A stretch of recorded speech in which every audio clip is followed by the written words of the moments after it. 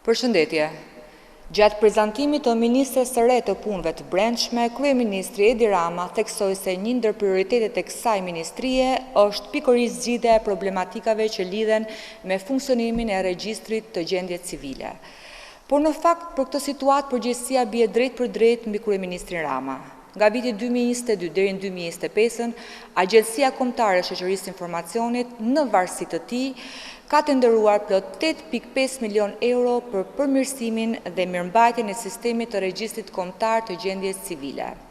Për përmirësimin e sistemit është kontraktuar kompania Soft & Solution në pronësi Termal Beqirajt, ndërkohë për mirëmbajtjen e regjistrit është kontraktuar ndër vite kompania huaj Zion IT Systems GmbH. Sot, edhe pse janë tenderuar miliona euro, Kryeministri pranon publikisht se sistemi i gjendjes civile vijon të paraqesë problematika serioze.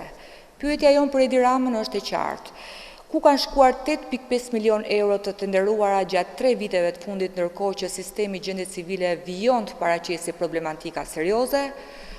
Por organet e drejtësisë, a ekziston vullneti për të hetuar këto shpenzime miliona euro në një ndër institucionet më problematike në vend, apo do të vijojë me heshtjen? Faleminderit.